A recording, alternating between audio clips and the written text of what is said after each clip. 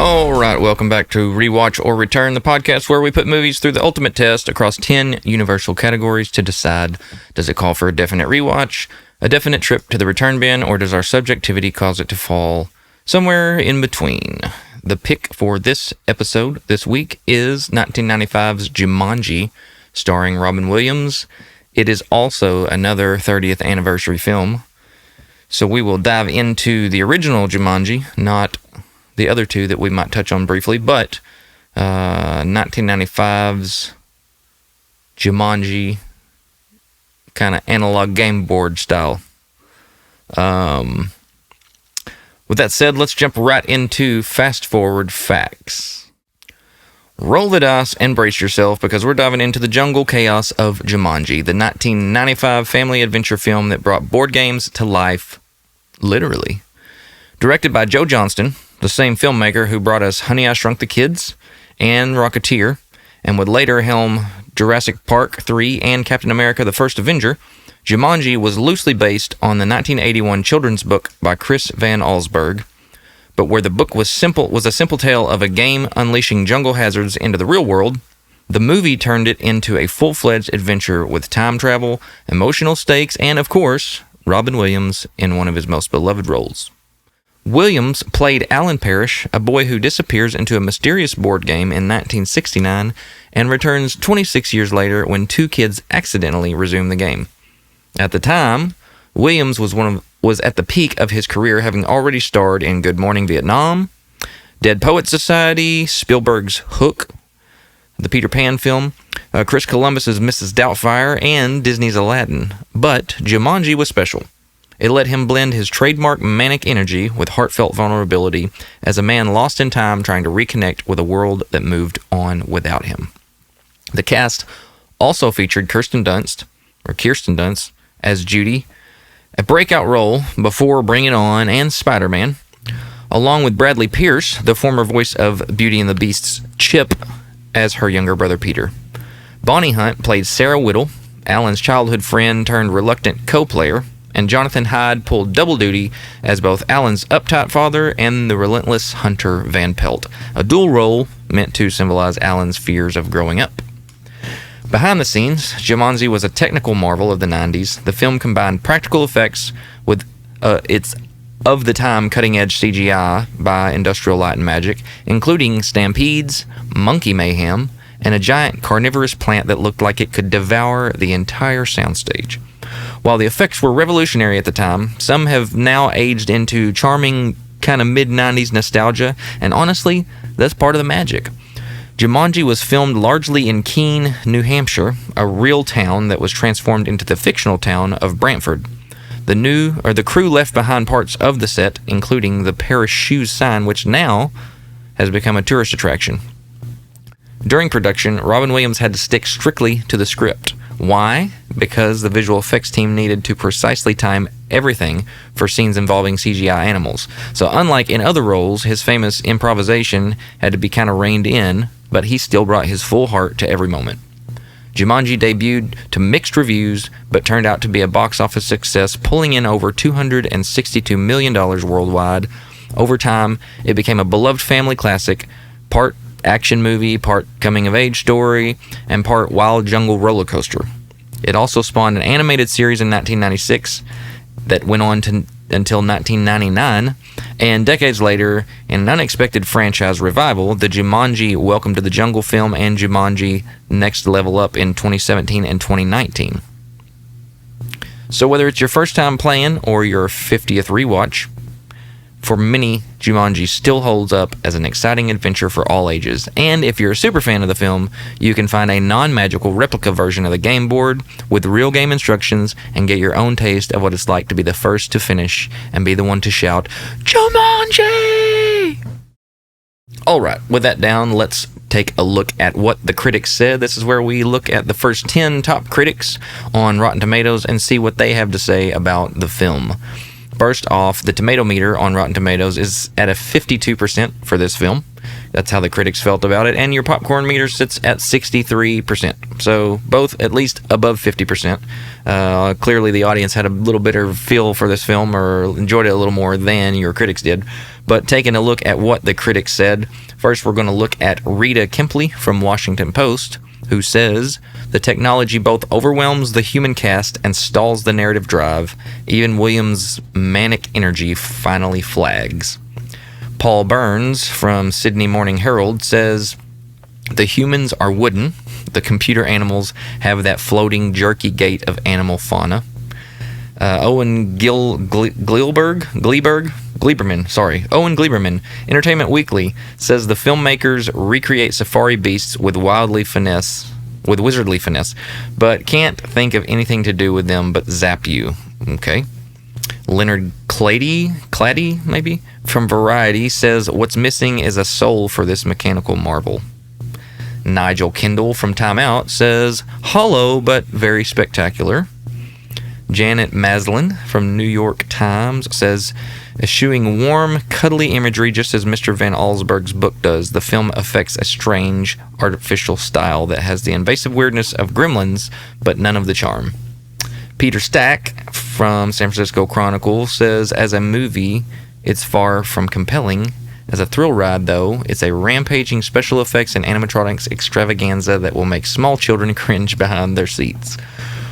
Neil Smith from BBC.com says, take away the CGI mayhem and what emerges is a rather touching tale of second chances and innocence prematurely lost. Jack Matthews from Los Angeles Times says, something bad happens on the way from the book to the movie. And then Desson Thompson from Washington Post says, there's every reason to close up this board game before you even get started. Or before you've even started. So out of our top 10 critics, you got 3 that give it a positive review. Yeah, some people did not like this film. Let's now roll right into first time or 50th, where we just kind of talk about, like, was this a first time watching? Have you seen this movie several times? Is it kind of a nostalgic return to the film? Did that have any effect on you viewing it, I suppose? For me, I wrote down for this in particular, my exact quote that I have here for this section is, so many times. I have seen this movie so many times, but this is a film that is like very heavily a part of my childhood. When I think about movies that were movies I watched a lot as a kid, this movie is one of them. Don't know why in particular that this was such a major part of my childhood, but it was. A lot of Robin Williams stuff was. And he's just kind of one of those guys that could make those kind of movies. And anyway, first time or 50th for me, I might have seen this movie 50 times. It's also one of those films that did a lot of television showing over the years, and so as much as we owned the film, I think we owned it on on VHS in the eggshell case, and then had it on DVD or whatever, and now I own it on digital. I've seen it over and over and over and over and over again. Yeah, that's what I have to say about first time or 50th. Far from my first time, and it very, very possibly could have been my 50th, because I kind of watched this every time it came on television. But I could probably watch the movie kind of in my mind without even turning it on. Moving right along to be continued. Would a sequel work for this film? And if there's a sequel, should there have been? Okay, so they had the 1996 animated series. I don't think I even really knew that was a thing. I don't know where it aired, and didn't dive into it enough to even find out. But it did run from 96 to 99, and it appeared, after looking at the first few episode synopsis that I could see, it appeared that it leaned a little bit more into the back and forth, inside the game, outside the game, inside the game, outside the game, and they spent a lot of time inside the game that you were actually able to visually see, where in this particular film you didn't see anything happening inside the game where Alan was sucked into the game and all that. You just saw the town, the stuff that was going on in the town that he was from. But I think in the animated series, which apparently had like Alan and Judy and Peter, and I'm not sure who all else, but there was a little bit of back and forth into the game and out of the game, so you got to see both sides of that. I don't have a lot to say about that other than it ran from 96 to 99, so it ran long enough for them to have, I don't know, probably 2-3 seasons of the show. I can't say one way or the other whether that's a should have been thing. I mean, if they had enough material to do it and it was popular enough that they didn't immediately get rid of it, then I would say that there's no reason why that shouldn't have happened. It's definitely, because of the premise of the film, I think it's definitely something that you could like have other stuff come along with it, which is why it made sense to, I guess, have these sequels that we have now that came out later that have The Rock and Kevin Hart and Jack Black and Karen Gillan, I think that's her name. Karen Allen is from Indiana Jones and other things. But those other two, while I don't want to dig into them a lot, just because we might talk about them at a later point, and that's not really what this episode is about. Those other two films were pretty solid. I mean, they were fun films, particularly the first one. I don't remember. I'd have to watch the second one again. I know I've seen the first one a couple times. I'd have to watch the second one to really remember a lot about it. But I know I enjoyed the first one. I went and seen it in theaters, and I've seen it a couple times since it came out on video. But it was a welcomed take on kind of an upgraded modern day take on the film, where it's video game related, and you're not watching them in the real world, you're watching them in the video game world, and so you're getting to see the completely other side of things and how that affects their being alive in real life. You know, whatever happens to you in the game, if you die in the game, eventually, you know, it affects your life in real life. But yeah, I think like it was a smart, I guess those other two films probably done well with the box office. I'm sure they made enough with the first one to make the second one. So they definitely should have made the 2017 Welcome to the Jungle, the next level one from 2019. I don't remember how that one did in the box office, so I couldn't tell you. And I don't really remember a lot about that particular movie, so I couldn't tell you whether or not that one should have ended up being made, but I can definitely say that it was worth a sequel. Not so much that this was a sequel, but it was kind of a continuation in some way of staying in that, you know, with that franchise and the idea and the premise of the Jumanji game and how it changed in time from board game to now video game, because it's, you know, video games are now the primary way of playing games, where previously the board games would have been in the 60s when that happened, or 70s. I don't remember exactly when Jumanji was supposed to be set. But yeah, I think the sequels were a good idea. I think they were enjoyable. They are not necessarily going to be classic films, and they're nothing that are going to win, that are, you know, super award winning, whatever, but they're funny and enjoyable films. Don't necessarily think they had the heart that this film did, but or the magic, I guess, if you want to call it, but they were still fun, and the characters that played those characters in those films made it totally worthwhile and worth watching. All right, now before we jump into the final segment, today's episode is brought to you by PrepStartsNow.com, your go-to spot for emergency and outdoor preparedness. If you're anything like me, you'd rather be prepared and not need it than need the essentials and not have them. From 72-hour emergency essentials to camping gear, car emergency essentials, multi-tools, first aid, and even home gardening supplies as you start to grow some of your own food, they've got you covered for all of it. And the best part is, as a listener, you can use the promo code REWATCH to get a 15% site-wide discount, and you'll also be helping out the show as they give us a small reward for your business in the process. Head to PrepStartsNow.com/discount/rewatch. That's PrepStartsNow.com/discount/rewatch, or simply enter the code REWATCH at checkout and get prepared today. Now, let's jump into a real quick recap before we jump into the final segment. So, to just kind of recap the show real quick, or the movie itself, the premise, the idea, kind of what happened in order. Basically, at the beginning of the movie, you have some kids that have this game, and they don't think anybody needs to get a hold of it because obviously they've experienced the game, and so they try to get rid of it so that nobody will ever come across it, and they bury it. that's in like the 1800s. It cuts to Alan Parrish as a kid, and he runs in. He starts to hear the drums. So the drums appeal to children. Boom, boom, boom, boom, boom, boom, boom, boom, whatever, the drum music.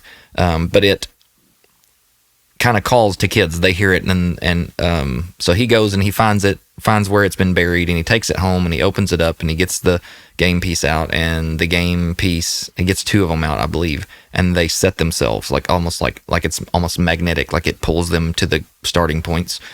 And I don't remember if he plays anything right then. I think he puts it up because his dad calls for him. But he has kind of a falling out with his dad there at the beginning of the movie, and he had gotten beat up by some kids, and his dad was kind of rough on him, and they didn't have necessarily the best relationship. And the girl comes over after him and his dad have kind of gotten into it, and his dad and mom leave to go to this trip or this party or whatever. And the girl comes over, Sarah, and she's basically going to see how he's doing because he got beat up earlier in the film. So she's seen how he's doing. He tells her he's got this board game. She comes in and she goes to play the board game with him, and the pieces are already set up. He pulls the board game out. She rolls, I think. He rolls, she rolls, I can't remember.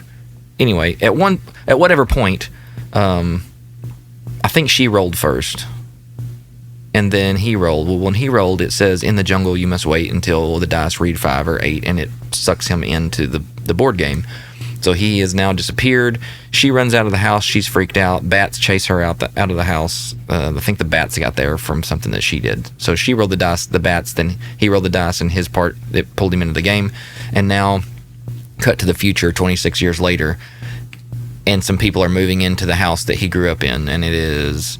I'm going to butcher the lady's name, so I'm not going to say it, but she's the Kramer's wife or girlfriend from the show Kramer, and from why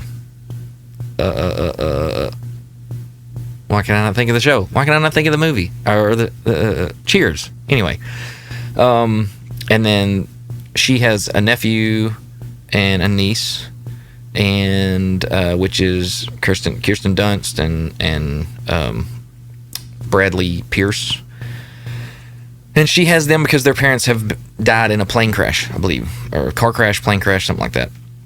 So they live there now. They go through some stuff. They hear noises, yada yada yada. There's still bats in there, I think, and they come to bring an exterminator, and he says that there's a girl that saw these bats 26 years ago or something, a long time ago. But he tells the kid about how there was the kid Alan Parrish disappeared and all this kind of stuff that happened in that house. But Alan has been gone for 26 years and nobody knew where he was at, and his parents have died and all this stuff. Well, the kids come across the game and they decide to play the game, so they pull the game pieces out and they pop into place. And he rolls, and then... or she rolls, and it's these gigantic mosquitoes that come out. Then he rolls, and he rolls an 8, I believe, which is a double. And a lion shows up. And then, because he rolls an 8, now Alan has come back from the game, and he's all covered in jungle clothes and jungle stuff. Huge beard and all this, and he scares the kids, and all that, this stuff happens. He saves them from the lion. And then they end up coming to realize that who he is, and he realizes what's been going on and all this. But then they sit down to play the game and realize, oh no, it's not anybody else's turn. It's Sarah's turn, and she's going to have to be the one. For this game to be finished, everybody that started playing has to finish playing the game. So she starts to... so they have to go find her at her house, and now it's grown up. It's Bonnie Hunt playing Sarah, and they tell her everything. He tells her, hey, it's me, Alan. And they end up getting her to come there and play the game. So throughout the course of the film, they have, they're playing the game little by little, and all this stuff is happening. The game is making stuff happen. So you've got, like I said earlier, in the the little facts section, you've got monkeys, you've got stampedes, you've got huge plants. You've got monsoons and alligators and still all the stuff that happened earlier 26 years ago. A lot of that stuff's still around. It just, stuff gets crazy and crazy and crazy. And then there's this hunter that comes out of the game, and his name is Van Pelt, and he's trying to kill the person who rolled all that. So the whole entire thing, they're just trying to play the game, but they're also trying to survive with all this crap that's happening around them. And as they continue, they finally, little by little by little, get to a point where they get to the end of the game, and Alan has the dice, and he's fixing to roll them, and Van Pelt's there, and he's been chasing them the whole time, and he finally has his gun on him, and he goes to shoot Alan and kill him, but Alan happens to drop the dice because he tells him, drop what's in your hand, and the dice fall on the right number to get Alan to the winning position, and then he says Jumanji as the guy shoots, and then it just happens in enough time to stop the bullet, and the bullet gets sucked back into the game, as with everything else. So now everything that came out of the game initially all gets sucked back into the game, and once everything's finally sucked back into the game, then it cuts to Alan and Sarah as kids hugging over the game board. Now they're kids again. So everything that happened from the time they started the game, it went back to that point now that the game had been finished. So it took 26 years to finish the game, and took them back to where they were when it started. And he's like, what about Judy and Peter? And she's like, hey, they're not even born yet. So then later on, it shows them in the future. Alan's married to Sarah, and these two people show up, and Alan's parents are still alive, and he's talking to his dad on the phone, and you realize that like everything kind of worked out the way that it should have, and Alan's relationship with his dad was restored, all this kind of stuff. Then these two people show up with two kids to this Christmas party that Alan and Sarah are having, and it is Judy and Peter's parents, and they introduced Alan and Sarah to Judy and Peter. I don't know if it's supposed to lean at the kids somehow kind of feel like they know them or not. I'm not real sure. But obviously Alan and Sarah know who the kids are. And their parents say something about, yeah, we're going on a ski trip, which is the trip that they got killed on, and they scream, no, real loud, and tell them like they can't go. No, you can't go. We've got stuff you need to do. I guess they work for Alan for the shoe company or something. But it's just kind of a funny little spot at the end of the film, and then everybody lives happily ever after, and that's essentially the end of the film. They take Alan and Sarah, when they are kids, when the game is beaten, take the board game, wrap it up with rope, and tie a huge stone to it and throw it off in a river. And then it's, so it can never happen to anybody else. And then there's people, I'm not sure where they're supposed to be, but they're on a beach and they're speaking a foreign language, but the drums are going off and the board game's hanging out of the sand. And now it's kind of alluding to like, all right, these are the next people that are going to get a hold of this game and go through this whole thing themselves. But anyway, that is basically a recap of the film. And with all that said, going to move right into now the final segment and the most important segment of this episode, and that is the final verdict, where we put the film to the test across 10 categories, scored on a scale from 1 to 5. And it looks like this. It's a 1 to 5 scale. 1 is poor, 2 is weak, 3 is fair, 4 is good, and 5 is excellent. And when it is all said and done, we will add all of these up and find out where they sit between 10 and 50. Will it be certified rewatchable or all the way down to being a absolute return and not worth watching at all? So first category is story and plot. Is the narrative compelling and coherent? Does it still hold up on a rewatch?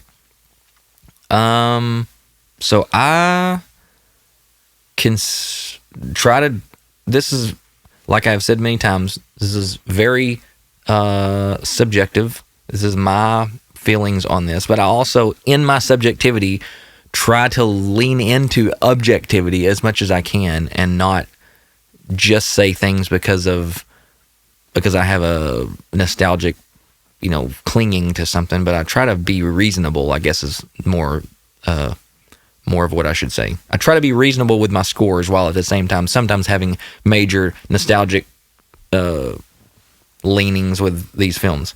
So story and plot, I think it's a good story.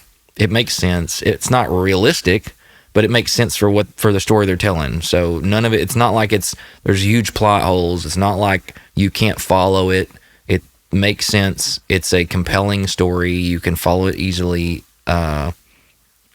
You may not understand always why things happen. Like, I don't understand why at the end of the game they've beat the game and now they start over as if the game never happened. I don't understand that, but you just take that as that's a way, like, you can still take that as that's the way it works without it messing anything up. It's a coherent story. It is compelling. It takes you along. You want to see what happens next. Are they going to figure this out? Are they going to whatever? And I do think that it holds up on a rewatch. So I gave this for story and plot a 4 out of 5. And I don't know. I've never read the book. I didn't even know this came from a book. I don't know how different it is from the book itself or how much they changed it. That doesn't matter to me. None of that has anything to do with my score on this. But I gave this a 4 out of 5 for story and plot because I think it was good. Next is characters and performances. Are the characters memorable and well acted or forgettable and flat? My thought on this film as far as characters and performances is everybody understood the assignment. I think the Hyde fellow, I can't remember what his name is.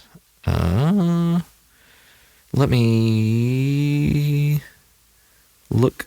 Jonathan Hyde, yeah. I think he understood the assignment. I think Robin Williams understood the assignment, even with him having to be kind of reined back in and not be too wild because they had to some way have some stuff fixed and very like script, very locked in script-wise for everything that went on. He couldn't go too nuts like he typically would in Robin Williams fashion, but he understood the assignment. I think the kids that played Alan and Sarah understood the assignment and did fine.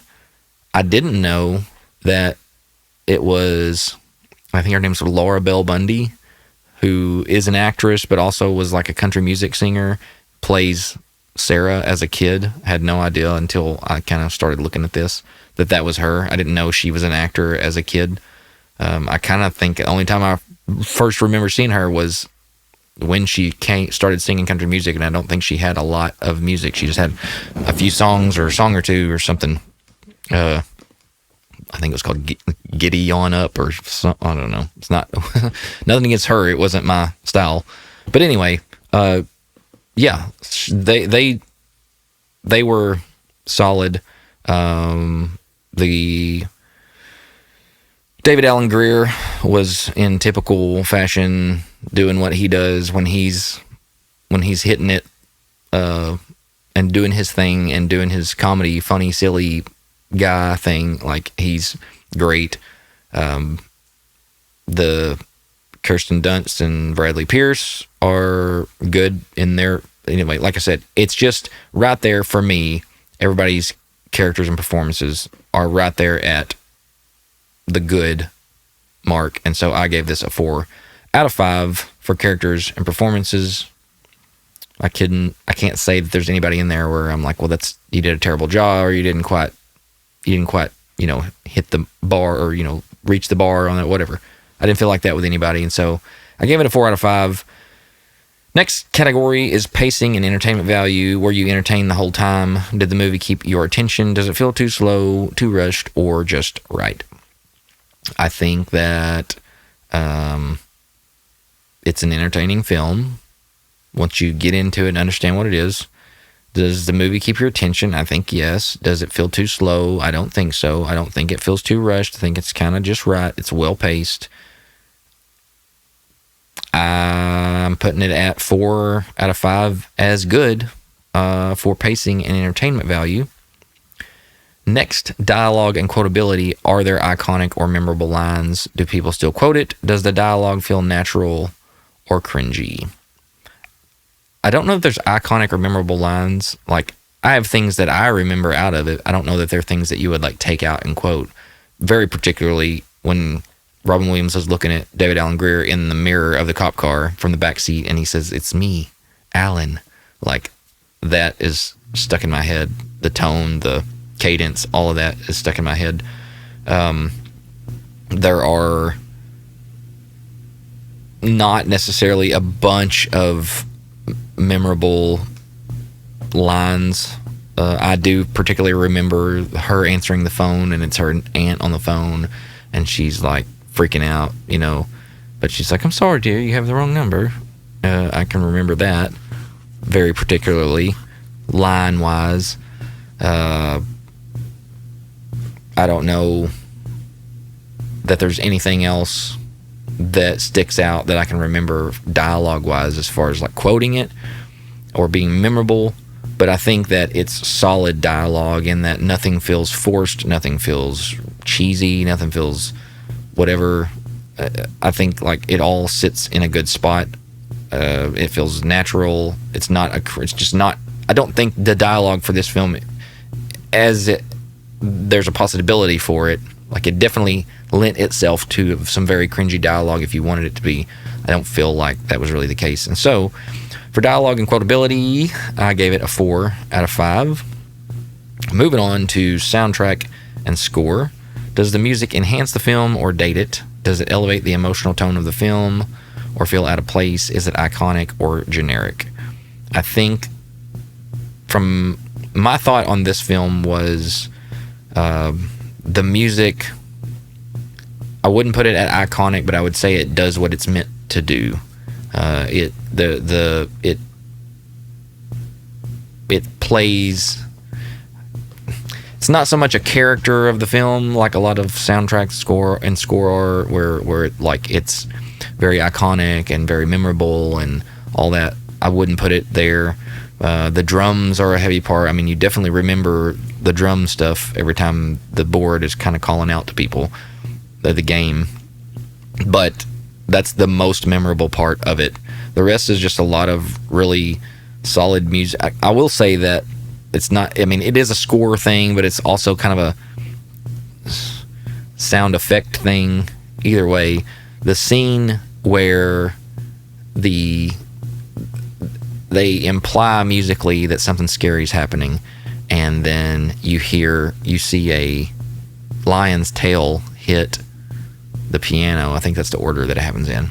But as the lion's tail hits the piano, it makes a very kind of ominous noise, ominous sound, and sequence of notes with the piano keys, and then it shows the lion coming out of the shadows, which is like a very real memorable moment. I don't know that I would put that as part of the score as much as I would just consider it more of a sound effect kind of thing, but you could call that score in a way. But like I said with the actors, they understood the assignment. I would say from a soundtrack and score perspective of this film, the assignment was understood. It fits. It does not feel out of place, but it's not iconic. I wouldn't say generic, but it's also not iconic necessarily. Other than the drums are iconic. All that to say, I give it a 4 out of 5 for soundtrack and score. Moving on to cinematography and visual style. Is it visually engaging or stylish, regardless of effects budget or genre? Do the camera work and effects still impress, or do they look dated or clunky? So there's some really good stuff about this film, and then there's also some stuff that is very of its time when it comes to CGI. And you had the best of the best of the best, ILM, working on this. And not only was it ILM working on it, you had Joe Johnston, who was one of the original workers from ILM. So he was like one of the original effects artists when George Lucas started ILM to work on Star Wars. and then he goes on to make other films. So not only do you have ILM working on it, but you have one of the first ever special effects artists from ILM directing the film. You would think that you wouldn't expect anything to be bad, and I'm not saying anything was necessarily bad. It's just it was what it was for the time. So this was 1995. This is post Jurassic Park, and Jurassic Park being kind of like the film that ushered in computer generated living creatures as we know them now. So there's some, like I said, I was saying, there's some really good practical effects, and then there's some sort of wonky practical effects that are clearly practical effects, and then there are some decent CGI stuff, but then there's also some sort of kind of not real great CGI stuff. I think it was a well shot film, a well edited film, and clearly they did what they could from the animals, but like the monkeys look not real great. They're super fake. A lot of the animal stuff looks pretty bad. I mean, like, they did blend it well. The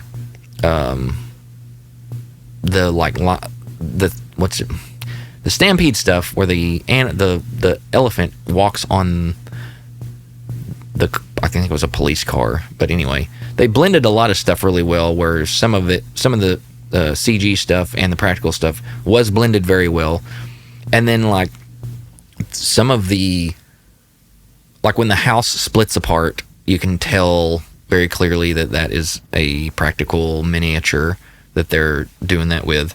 But the later on portions where they're inside the house and like all the rain is happening and the house has split apart then, and he's swinging around on vines and inside the house, like that whole entire set is fantastic. It reminds me very much of like practical sets from that era, where, you know, it makes me think of like the practical sets from Hook, where, you know, there's just these very large sets built on sound stages that are,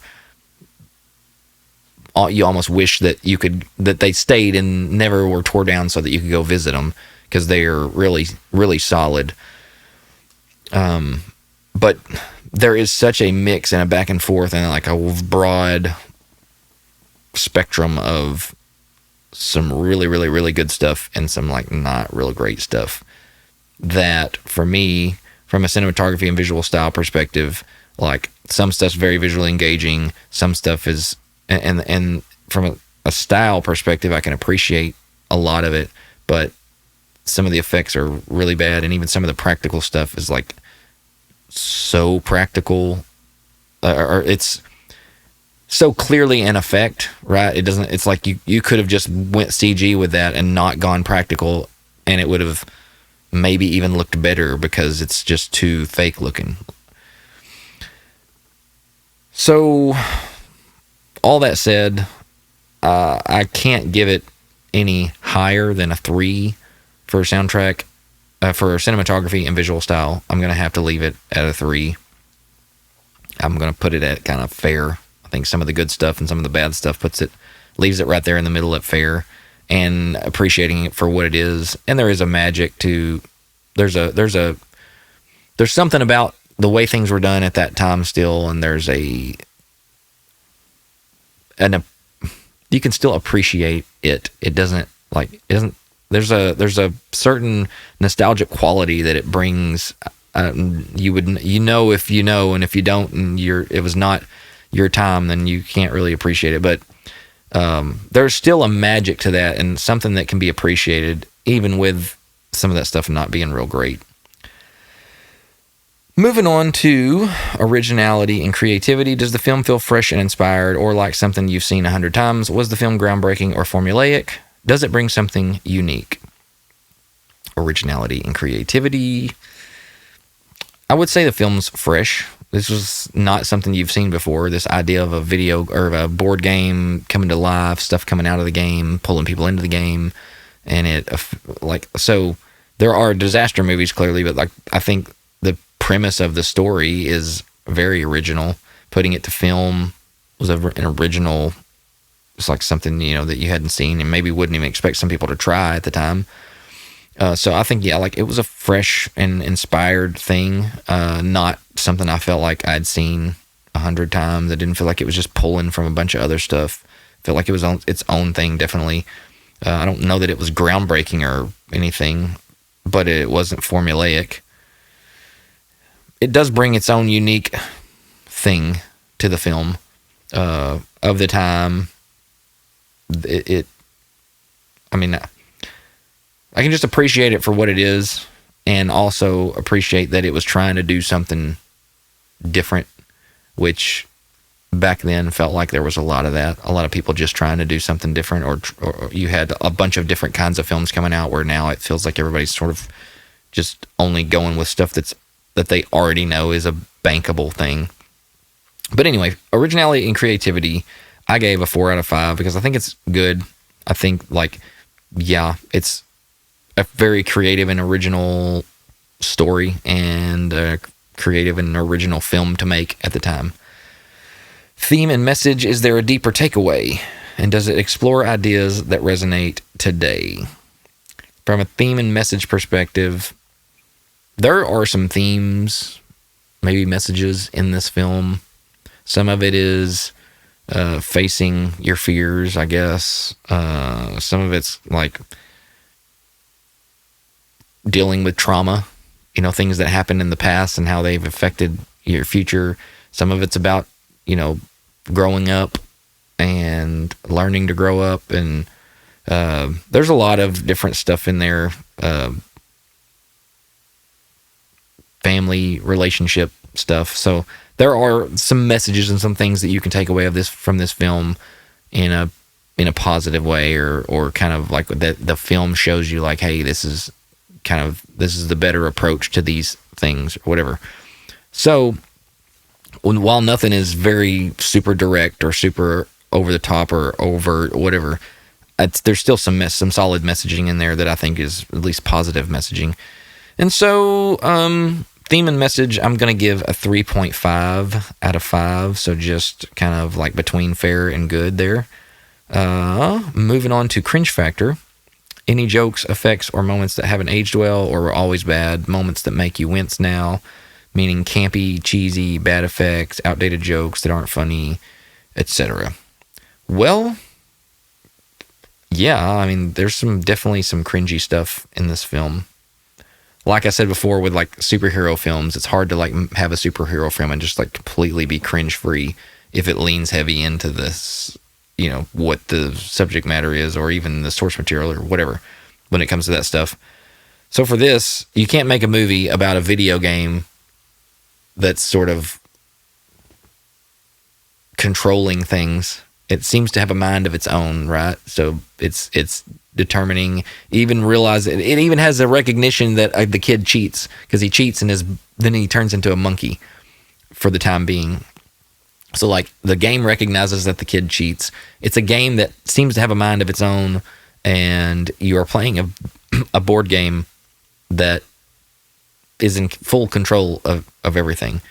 So yeah, you can't say like no cringe to that. And because of some of the effects, on top of the fact that the premise has some cringe to it in general, though it's enjoyable. I'm not saying it's not, and I'm not saying it's stupid or it shouldn't have been made. We're just talking this particular category. Yes, a movie about a board game that essentially has a mind of its own, that is controlling everything. From a realistic perspective, you've got to understand there's some cringe to that. So with that, plus some of the cringy effects stuff now as you watch it, I put it at a 3 out of 5, right there in the fair area. It's not overly cringy, but it's not cringy, and I wouldn't even put it in a good category from a cringe perspective. So cringe factor gets a 3 out of 5 from me. Moving along now to nostalgia and rewatchability. Does it hold up to your memory of it? Does it still matter today? Is it timeless, or has it aged poorly? Does a rewatch ruin the magic, and would you honestly watch it again? Well, does it hold up to your memory of it? Yeah, this movie just kind of like has always been what it's been. I've sort of always, like, I don't watch the movie now from an effects perspective, and the things that I'm saying are kind of cringy. I don't watch them now in any different way than I did when I was a kid. So I didn't watch that stuff when I was a kid and go like, that looks really great. It's like the movie has, where some movies I will watch later and go, man, I didn't realize it was that bad back then. This is one of those movies where it's like, this just always looked like this. This movie has just always been exactly the way that I see it now. I've seen it like that since I was a kid, or watched it that way and accepted it that way. So yeah, it holds up to my memory personally. Does it still matter today? I don't know. Like, from a all-time affecting the film industry and being something that is influencing other stuff, I don't know that it still matters today in that perspective. But it matters enough today that they've gone ahead and said, like, hey, we're gonna like take the idea and premise of this movie and make 2 other movies all these years later, 20 plus years later for both of them. So like, from that perspective, then yeah, I think like it's been influential enough, and the story's been influential enough that they brought the idea back and modernized it and made 2 more films. So you could say it matters from that perspective. Is it a timeless film? I don't know. I think like this era, to me, the era of like that mid-90s era, there's so much stuff that came out that I think is timeless. Put it this way, I don't think that the 2 subsequent films are timeless films. I think they're just sort of fun, silly films that are fun at the time but very forgettable. This is a film I don't think is like just a forgettable throwaway film. I think this is this film has a magic of its own, and so I would say if there's like a 1 to 10 on is it timeless, I would put it at like a 6 maybe. So is it timeless? The fact that I'm putting it above a 5 on the scale from 1 to 10, I'm going to say yeah. It in its own way, it's timeless. Has it aged poorly? I don't really think so. Some of the effects and stuff has, but it doesn't take away from like being able to appreciate the movie. Does a rewatch ruin the magic? Not for me. Would you honestly watch it again? Absolutely. So for nostalgia and rewatchability, I am putting this at a 3.9 out of 5. So just like right under the good point, from the fair to good, because I don't know, that's just where I put it. That's where my brain was when I put it there. Right now, as I just made this argument to the camera, I feel like I should have put it higher, but I'm going to still put it at 3.9 out of 5. That's where I put it as I went through thinking about everything earlier, and that's where I'm going to leave it, because it's really not going to affect the final score if I put it up to a 4 or whatever. All that said, we're going to now move into a bonus category here that we do kind of sometimes. Could a theme park ride based on this film make sense? And if so, what kind of ride would it be? I don't usually think about the theme park stuff. I generally kind of like let this category, if I do it for whatever film the episode's over, if I do touch on this, I try to just like let my brain go wherever it goes in the moment rather than try to think about it ahead of time.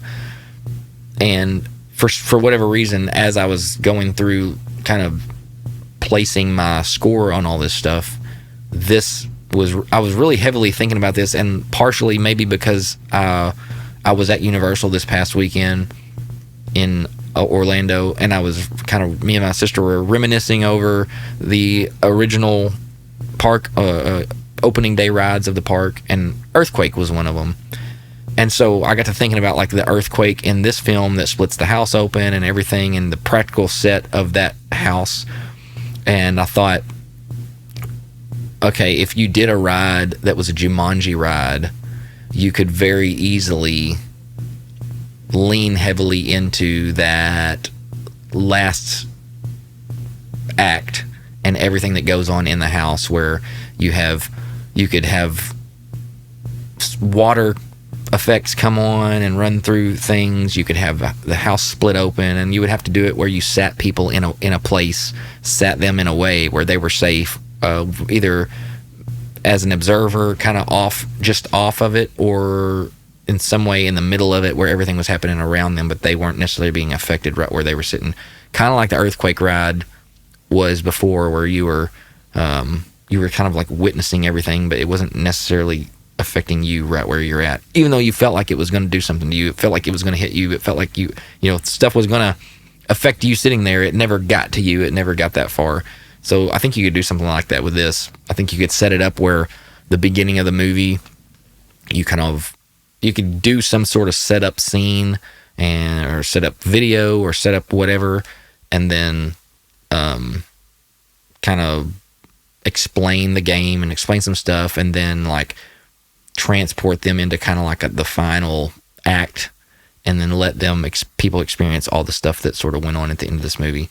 I think that's definitely a possibility from a ride perspective. And if I was going to do a ride, I would try to figure out how to do that. I don't know. I'm not an engineer, and I'm not a game creator or a ride creator or whatever. But if I was thinking about how I would do something, or what I would want to be a part of as a person going to ride a ride that was movie related, which is why I love Universal Studios so much, because you are in so many ways going and riding the movies that you love. But yeah, I think a theme park film or a theme park ride based on this film would make sense. And I've just told you what I think it should be if it ever happened, which I don't think it ever would. We're past the time of Jumanji, and I don't think that if they were going to make a Jumanji ride, they would lean into more of the newer stuff. They wouldn't lead into this film. But now, with that down, let's move into the final verdict and see where this thing falls. So, verdict scale looks like this. Anything from 40 to 50 is certified rewatchable. Anything from 30 to 40 is a leans rewatch but debatable. Anything from 20 to 30 is a return worthy, unless maybe you're feeling a little nostalgic about it. And then anything from 10 to 20 is an absolute return it. Story and plot, my score was 4 out of 5. Characters and performances, my score was a 4 out of 5. Pacing and entertainment value, I gave it a 4 out of 5. Dialogue and quotability got a 4 out of 5. Soundtrack and score got a 4 out of 5. Cinematography and visual style got a 3 out of 5. Originality and creativity got a 4 out of 5. Theme and message got a 3.5 out of 5. Cringe factor got a 3 out of 5. And nostalgia and rewatchability got a 3.9 out of 5. Bringing the total score for Jumanji 1995 to 37.4 out of 50. Making this one fall in the leans rewatch but debatable category. And I think that makes sense. When I started all this, I will go into a film like this film in particular and say, like, my feelings on this film were, I like this movie, and to me it's a very rewatchable film, and I really, really, really, really want it to fall in that certified rewatchable category. But if I'm going to do this the way that I'm wanting to do it, like, this is just a silly score on a silly podcast about somebody that loves movies. It doesn't affect the fact that, like, this doesn't affect anybody's ability to rewatch this, right? Like, I want to say some things fall in higher places just because I love them, but I also want to be true to, like, the categories that I've placed here and give them true and honest scores and just see where it falls. And to me, like, I wanted this to be certified rewatchable because I do love this movie, and it's a very special place in my heart from a nostalgic perspective. But it's also not one of my all-time favorite films either. It just holds a special place in my heart from my childhood perspective. All that said, this one, as much as I would like it to fall certified rewatchable, does fall in a leans rewatch but debatable category. And I think that makes sense because I think that a lot of people really like this film, but then you have a lot of people who probably would debate whether or not it should be a rewatchable film. So I think, like, given the nature of the whole and where this falls with everybody, I feel pretty good about these scores, and I feel pretty good about, like, that's more than likely where this truly belongs. So, though it kind of breaks my heart a little bit that it's not certified rewatchable, I still feel at least positive that it is high on the leans rewatch And yeah, you can let me know if you're watching this on YouTube. You can let me know in the comments how you feel about this film. If you are a fan or if you're not, what your thoughts on are, or what kind of area or maybe that you would score it, how you might score it. And then also, there's not really anywhere for the podcast listeners to leave anything on the podcast necessarily. But if you want to go to Instagram, where the Rewatch or Return Instagram account, you can comment there on the post related to this episode and let me know what you think there. But I'd love to have some conversations in the comment sections about how y'all feel, those of you who watch this, about these films, this film in particular for this episode. And it'd be cool if you have somebody that you think that you might enjoy the premise of this podcast, to share this to them. That would be cool. Go ahead, if you want to keep up with what's going on, you can follow Rewatch or Return on Instagram. You can do all the liking and following on YouTube, and all of the following and downloading up and all that on all the podcast platforms, Spotify, Amazon, Apple, a whole bunch of other stuff. Basically anywhere you can get a podcast or listen to a podcast, you can find this. But with that said, that will be the moment I think we should close this out. And so that is the end of Rewatch or Return episode looking at Jumanji 1995, and we'll see you next week.